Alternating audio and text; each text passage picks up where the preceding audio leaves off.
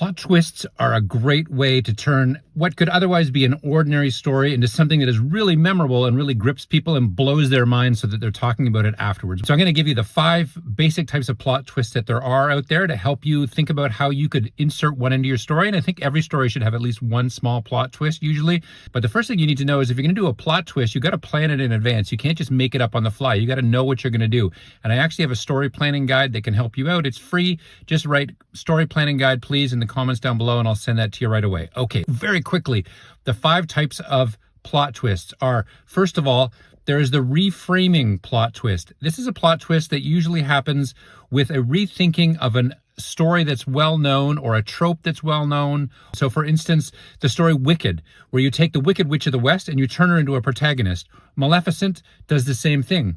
My book, not that I'm putting it in the same category, but my book, Dead's Rise, does the same thing with the zombie story. So it's not with an individual character, it's with a concept of a monster and humanizing the monster in order to make usually some larger point about how we perceive reality and how we can view it differently through the lens of that reframing.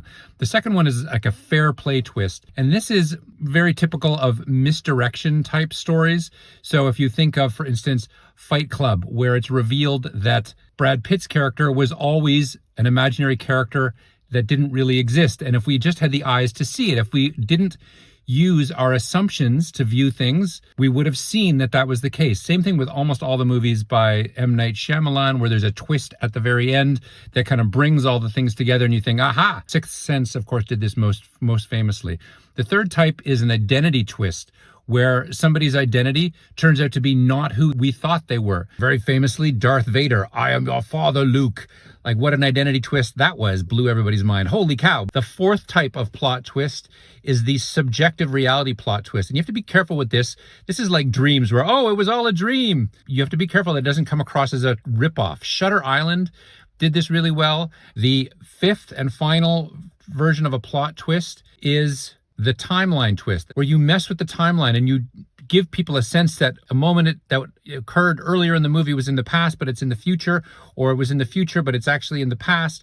And so you mess with people's concept of time and in that way reveal information. So the movie Arrival, you see her at the beginning, you see something happen and you think that that happens in the past, but in fact, it turns out that it happens in the future and it ties together the whole story in a really beautiful way. So you have those 5 pieces, and there's different ways to think of them that I don't have time to go into here, but just know that you have to earn all of those plot twists by laying the groundwork beforehand.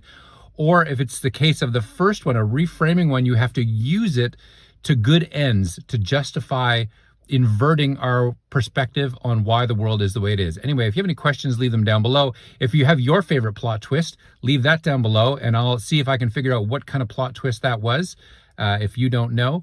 And share this, give it a like, give me a follow. Talk to you soon. Bye for now. It's over. Bye.